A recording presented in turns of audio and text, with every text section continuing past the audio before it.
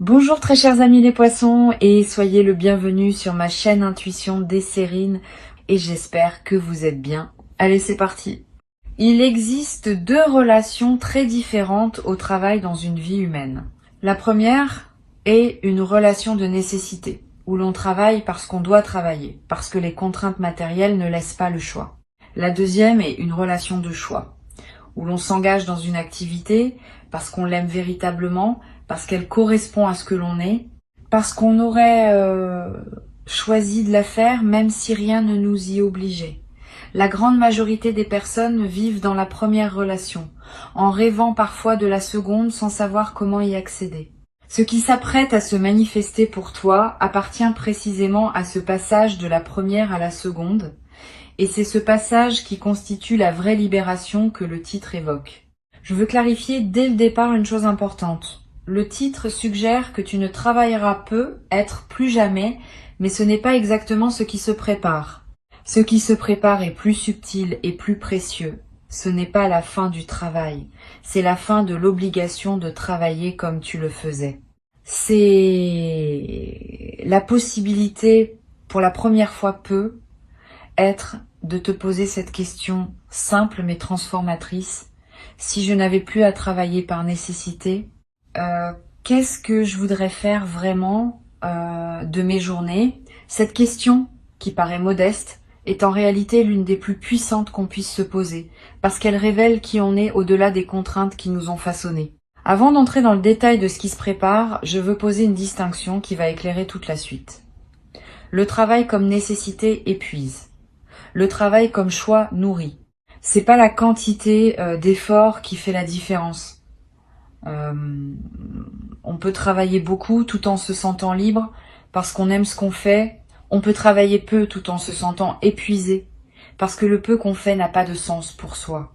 La transformation qui s'apprête à se vivre pour toi concerne moins la quantité d'activité que sa qualité.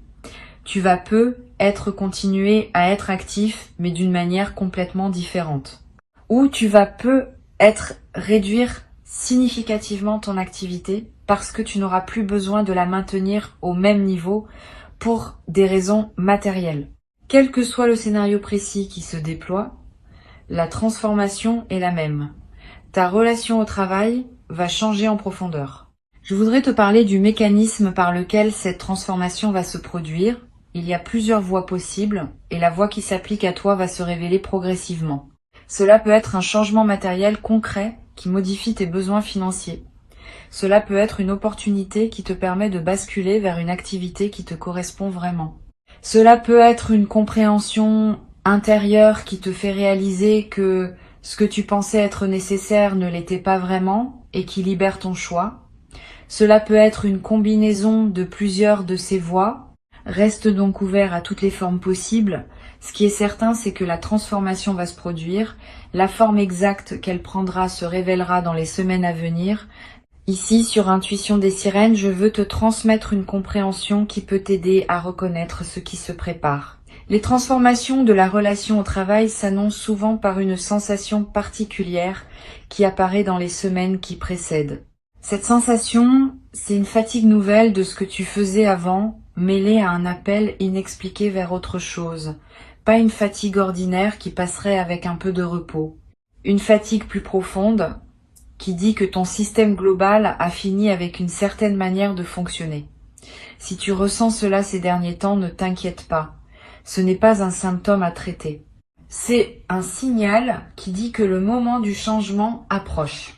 Tu vas être également ressentir, en parallèle de cette fatigue, des élans inexpliqués vers des activités que tu ne pratiquais pas auparavant. Une envie d'écrire qui surgit, une attraction pour un domaine que tu connaissais à peine, une curiosité pour des compétences que tu n'avais pas l'habitude de cultiver. Ces élans ne sont pas des caprices. Ils sont les premiers signaux d'une réorientation qui se prépare en profondeur. Suis-les sans les forcer. Ils te conduisent vers ce qui te correspondra dans la nouvelle phase qui s'ouvre. Je veux te parler de la qualité spécifique de la liberté qui s'apprête à se manifester. Cette liberté n'est pas l'absence d'engagement. Elle est au contraire la possibilité d'un engagement plus profond, parce que choisi. Beaucoup de personnes confondent la liberté avec la possibilité de ne rien faire. Ce n'est pas cela. La vraie liberté, c'est de pouvoir s'engager pleinement dans ce qu'on a vraiment choisi, sans plus avoir à s'engager dans ce qu'on n'a pas choisi. Cette nuance est essentielle. La transformation qui s'approche ne va pas te livrer à une vacance permanente. Elle va te permettre d'investir ton énergie dans ce qui correspond réellement à qui tu es et qui produira des résultats infiniment plus riches que les résultats produits sous contrainte. Tu vas ressentir dans la phase de transition une certaine désorientation. Pendant des années, ta vie était structurée par les obligations du travail. Tes journées étaient organisées autour de lui. Ton identité était partiellement définie par lui. Quand cette structure se modifie, il faut un certain temps pour reconfigurer. Cette désorientation passagère est normale. Ne la prends pas pour un signe que quelque chose ne va pas. Elle est simplement l'expression du fait que ton système intérieur recompose une nouvelle architecture autour de ta nouvelle situation. Donne-toi quelques semaines pour cette recomposition. Et accepte que pendant cette période, tu ne saches pas exactement ce que tu veux faire. La clarté viendra, mais elle a besoin d'un peu de temps pour s'installer. Sur Intuition des Sirènes, je tiens à préciser que la liberté financière qui peut accompagner cette transformation, si elle se manifeste, ne va pas résoudre toutes les questions existentielles. C'est une nuance importante. La sécurité matérielle libère du temps et de l'énergie pour aborder les questions plus profondes, mais ne les résout pas par elle-même. Les questions sur le sens de ta vie, sur ce que tu veux laisser derrière toi, sur ce qui te tient vraiment à cœur, vont continuer à se poser. Et c'est précisément la liberté nouvellement acquise qui te donnera l'espace pour les habiter pleinement. Sois prêt à ce travail intérieur qui va devenir plus accessible. Il est l'une des dimensions les plus précieuses de la nouvelle phase qui s'ouvre. Je voudrais te parler maintenant de quelque chose de subtil. La libération financière, quand elle survient, modifie souvent les relations sociales d'une personne. Certaines personnes autour de toi vont se réjouir avec toi. D'autres vont avoir des réactions plus complexes. Tu vas recevoir des sollicitations nouvelles, des demandes que tu n'avais pas auparavant, des changements dans la manière dont les autres te perçoivent. Cette transformation du paysage social mérite d'être anticipée pour pouvoir y répondre avec discernement. Tu n'es pas obligé de répondre à toutes les sollicitations. Tu n'es pas obligé de justifier tes choix. La liberté nouvelle inclut aussi celle de poser des limites claires sur la manière dont tu souhaites être traité. Tu vas avoir dans la nouvelle phase l'envie d'aider certaines personnes autour de toi avec ce dont tu disposes désormais. Cette envie est saine si elle vient d'un débordement naturel de générosité. Elle est moins saine si elle vient d'une obligation morale ou d'une culpabilité face à ta nouvelle situation. Distingue ces deux origines. Aider depuis le débordement enrichit toutes les parties impliquées. Aider depuis la culpabilité épuise ton énergie sans vraiment servir l'autre. Permets-toi de garder, au moins dans les premiers temps, l'essentiel de ta nouvelle abondance pour toi-même. Tu pourras, plus tard, dans la sérénité, choisir consciemment ce que tu veux partager et avec qui. Cette progression naturelle vaut mieux qu'une distribution impulsive faite dans l'enthousiasme initial. Je veux te parler d'une dimension importante.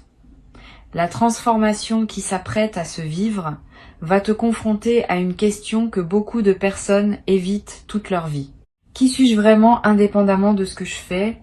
Quand on est très occupé par un travail prenant, on peut se définir par ce travail. Quand le travail change ou s'allège, cette définition s'effrite et on doit retrouver une autre manière de se reconnaître. Cette quête de soi est l'une des aventures les plus précieuses qu'une vie humaine puisse offrir. Tu vas y être invité par la nouvelle phase qui s'ouvre. Permets-toi cette quête. Elle peut prendre du temps. Elle peut comporter des moments d'incertitude. Mais elle débouche, quand on la mène avec sincérité, sur une connaissance de soi profondément libératrice. Tu vas être également découvrir, à travers cette transition, des passions que tu avais oubliées. Pendant les phases où le travail occupait l'essentiel de ton énergie, certaines parties de toi se sont mises en sommeil, des envies de créer, des goûts pour certaines activités. Des sensibilités à certains sujets, toutes ces dimensions endormies vont commencer à se réveiller maintenant que l'espace existe pour elles. Tu vas peu être te surprendre à te passionner pour quelque chose que tu avais aimé dans ta jeunesse mais que tu avais abandonné.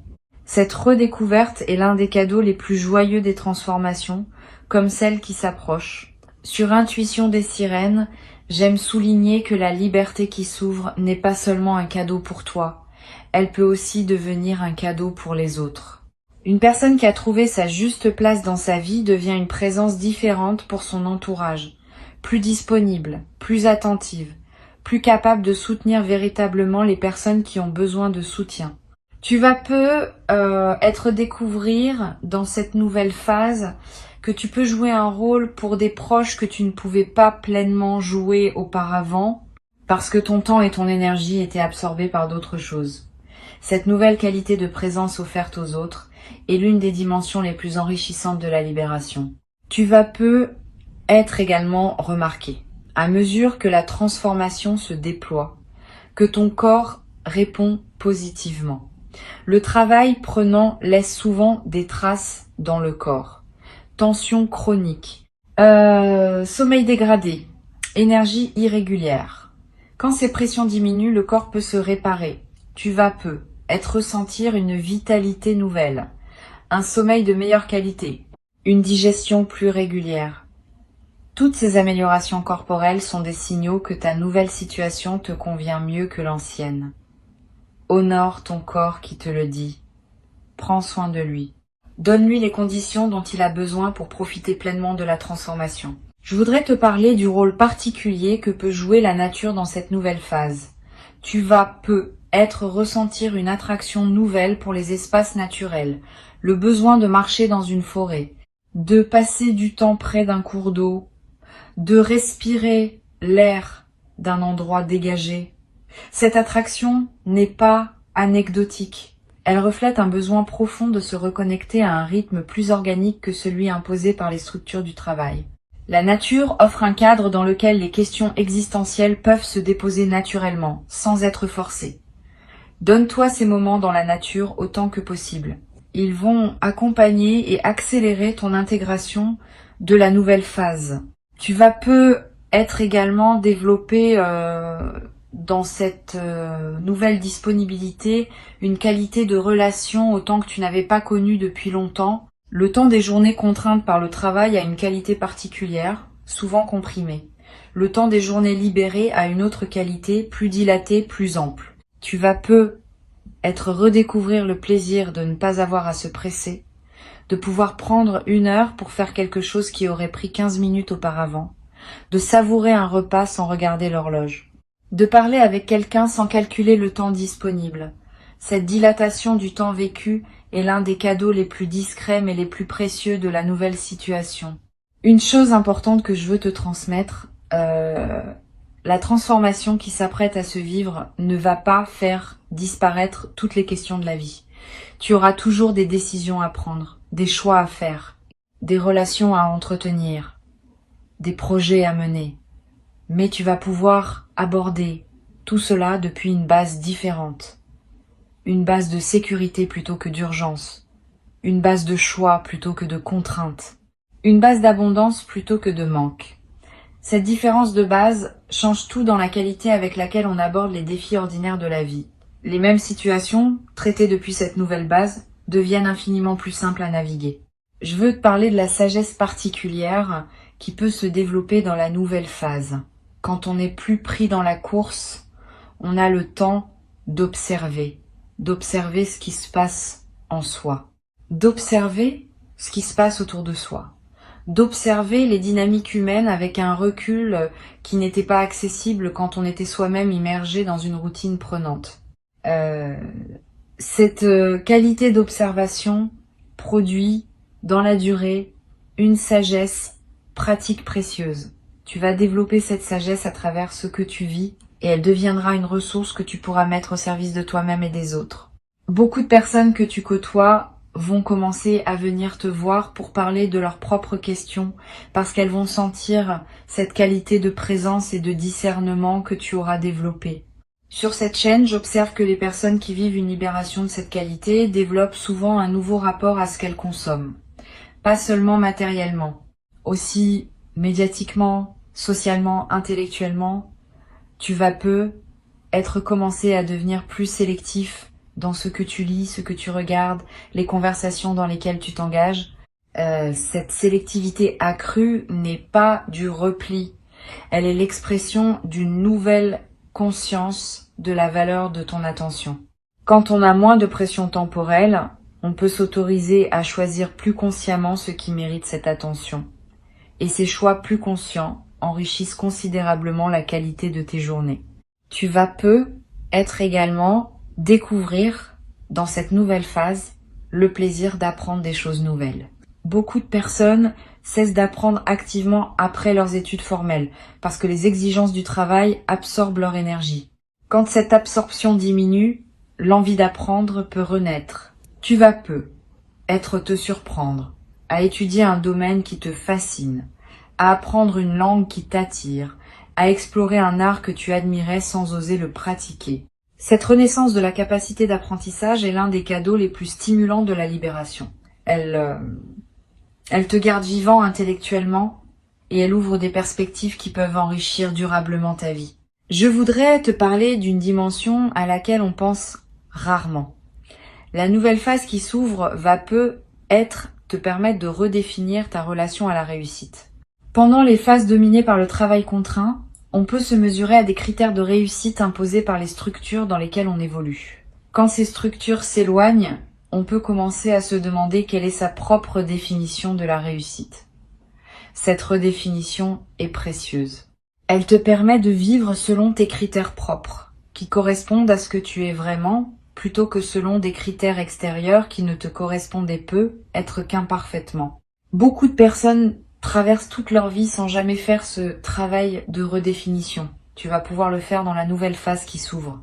Tu vas peu être également développé à travers cette transition une nouvelle capacité à apprécier les choses simples. Quand on a moins de pression, on remarque davantage ce qui est déjà là. Le goût d'un café, la lumière d'un matin, la voix d'un proche, le bruit de la pluie. Toutes ces choses simples qu'on traverse souvent sans les voir vraiment vont prendre une saveur que tu n'avais peu, être pas connue depuis longtemps. Cette capacité d'apprécier le simple est l'un des marqueurs les plus fiables d'une vie réussie au sens profond. Beaucoup de personnes courent toute leur vie après des grandes choses sans jamais pleinement habiter les petites. Tu vas pouvoir équilibrer cela dans la nouvelle phase. Je voudrais te parler également du rôle de la créativité qui peut s'épanouir dans cette nouvelle disponibilité. Tu portes peu être en toi des capacités créatives que tu n'as pas pleinement développées par manque de temps. La nouvelle phase peut te permettre de leur donner enfin l'espace dont elles ont besoin. Tu vas peu te lancer dans l'écriture, dans la peinture, dans la musique, dans le bricolage, dans le jardinage, dans la cuisine élaborée, dans des projets que tu remettais à plus tard depuis longtemps. Cette créativité épanouie va te nourrir d'une manière inattendue. Elle te connecte à des dimensions de toi-même que la routine professionnelle masquait, et elle ouvre des perspectives qui peuvent enrichir bien des aspects de ta vie. Tu vas peu être également développé dans la nouvelle phase une qualité particulière de présence aux personnes proches. Quand on n'est plus accaparé par les exigences professionnelles, on peut être présent autrement à ses proches, plus pleinement, plus patiemment, avec plus de disponibilité réelle. Cette transformation de ta présence dans tes relations va probablement les enrichir significativement. Les conversations vont être plus profondes, les moments partagés plus savoureux, les liens plus solides. Cette amélioration relationnelle est l'un des bénéfices les plus durables de la libération qui s'opère. Sur cette chaîne, je tiens à préciser que cette nouvelle phase n'est pas une retraite forcée d'oisiveté. Elle est au contraire l'invitation à une vie plus active dans le sens noble du terme. Active au sens de pleinement vécu, pleinement choisi, pleinement habité. Tu peux choisir dans cette nouvelle phase de continuer à exercer une activité, mais selon tes termes propres. Tu peux choisir de réduire ton activité significativement et d'investir le temps libéré dans des projets personnels. Tu peux choisir de te consacrer à des causes qui te tiennent à cœur.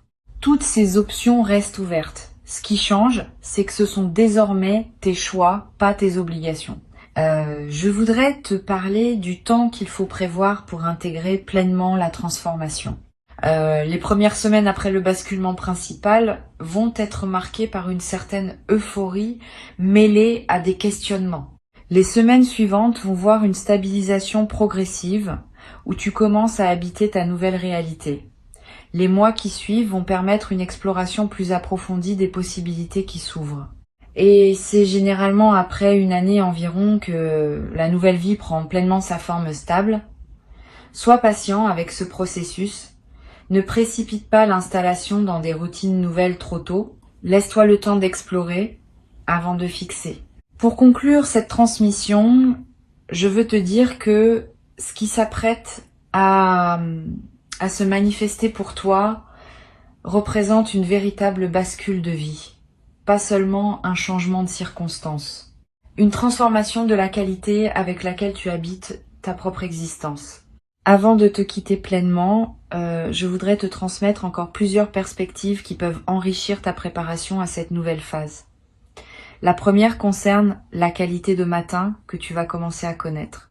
Les matins des journées contraintes par le travail ont souvent une qualité particulière, marquée par la nécessité de se préparer rapidement à une journée déjà programmée. Les matins des journées libérées ont une autre qualité, plus ouverte, plus disponible, plus contemplative.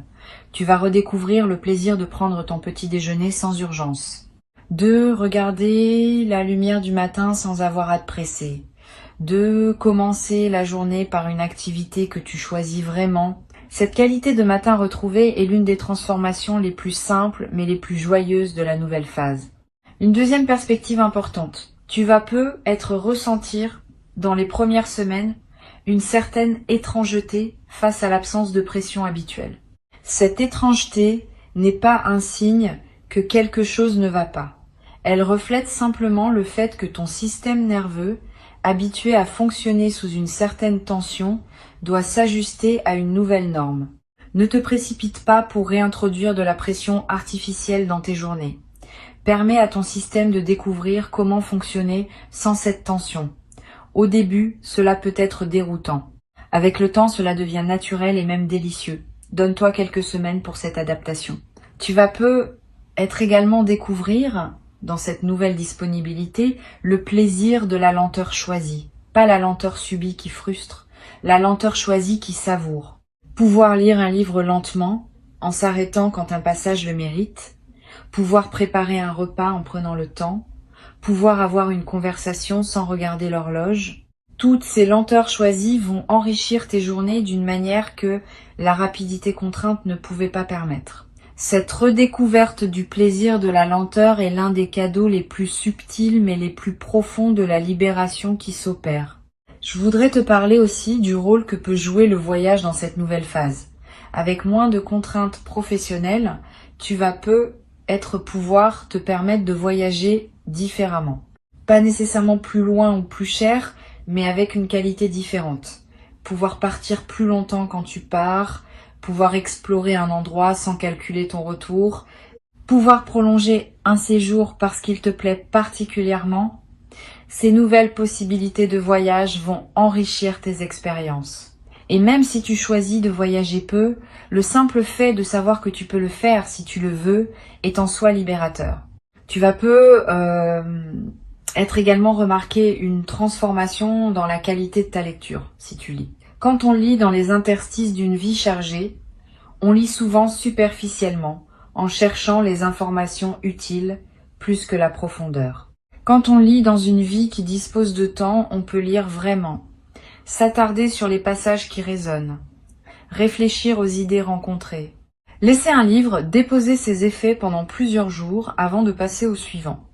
Cette qualité de lecture approfondie est l'un des plaisirs intellectuels les plus nourrissants qui soient. Tu vas peut-être la redécouvrir dans la nouvelle phase et tu vas constater à quel point elle peut transformer ta pensée et ta sensibilité. Une dimension importante à laquelle tu peux être attentif concerne ton rapport à ton corps dans cette nouvelle phase. Avec plus de temps disponible, tu vas peut-être pouvoir prendre soin de ton corps autrement. bouger plus régulièrement, te nourrir avec plus d'attention, dormir selon tes besoins réels, pratiquer des activités physiques qui te font plaisir. Tous ces soins corporels qui demandaient des arbitrages difficiles dans une vie chargée deviennent accessibles. Et le bénéfice est considérable. Un corps mieux soigné fonctionne mieux, et ce meilleur fonctionnement enrichit tous les autres aspects de ta vie. Tu vas également être développé dans cette nouvelle phase une relation différente à la solitude. Avec moins d'obligations sociales contraintes par le travail, tu vas avoir plus de moments de solitude. Cette solitude peut être délicieuse quand elle est habitée pleinement. Tu vas découvrir le plaisir d'être avec toi-même, de penser librement, de ne rien avoir à faire pendant un moment, de simplement exister. Cette qualité de solitude habitée est l'une des dimensions les plus profondes que la nouvelle phase peut offrir. Beaucoup de personnes ne connaissent jamais vraiment cette solitude apaisée. Tu vas pouvoir la cultiver. Je voudrais te parler aussi du rôle que peut jouer la générosité dans la durée. Quand on se sent en sécurité matérielle, on peut être généreux d'une manière différente que quand on est en lutte. Cette générosité ne se mesure pas seulement en argent donné. Elle se manifeste dans le temps offert aux autres, dans l'attention donnée, dans l'écoute proposée, dans les coups de main qui demandent du temps que tu n'avais pas auparavant. Cette générosité élargie va te rapprocher de personnes qui apprécieront ta nouvelle disponibilité. Et elle va enrichir ta propre vie d'un sentiment de contribution qui dépasse la simple satisfaction personnelle. Tu vas être également ressentir l'envie, à un moment, de t'engager dans une cause qui te tient à cœur, une association, un projet collectif, un effort de transmission auprès de personnes plus jeunes.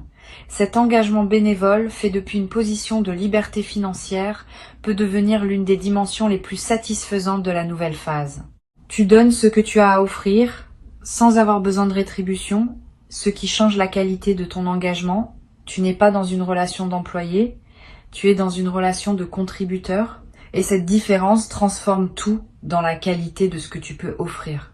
Je voudrais ajouter une perspective sur le rôle que peut jouer la transmission dans la nouvelle phase. Avec l'expérience accumulée à travers les années de travail contraint, tu portes des compétences, des connaissances, des sagesses qui peuvent être transmises. Tu vas ressentir l'envie à un moment de partager ce que tu as appris avec d'autres personnes qui pourraient en bénéficier. Cette transmission peut prendre des formes diverses. Un mentorat informel, l'écriture de tes réflexions, des conversations approfondies avec des personnes plus jeunes. Toutes ces formes de transmission ajoutent du sens à ta vie quotidienne et elles assurent que ce que tu as appris ne se perd pas avec toi. Une dimension à laquelle je veux te rendre attentif concerne la qualité de ton sommeil dans la nouvelle phase. Avec moins de stress, ton sommeil va probablement s'améliorer. Tu vas faire des rêves plus présents, plus narratifs, plus chargés de sens. Ces rêves enrichis sont l'une des manifestations de la libération qui se traduit jusque dans tes nuits. Note les rêves marquants si tu peux.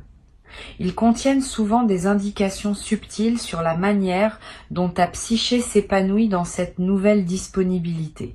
Et certains de ces rêves peuvent devenir des sources d'inspiration pour des projets ou des décisions que tu poseras dans tes journées. Tu vas être également développé dans cette nouvelle phase un nouveau rapport à ce qu'on appelle l'ennui. Beaucoup de personnes craignent l'ennui qui pourrait surgir quand les obligations diminuent. Cette crainte est compréhensible mais souvent infondée. L'ennui apprivoisé, qui consiste simplement à être avec soi-même sans agitation, peut devenir l'une des expériences les plus créatives qui soient. C'est dans ces moments d'apparente vacuité que les idées les plus intéressantes émergent souvent. C'est dans ces moments de tranquillité non remplie que les intuitions les plus précieuses arrivent.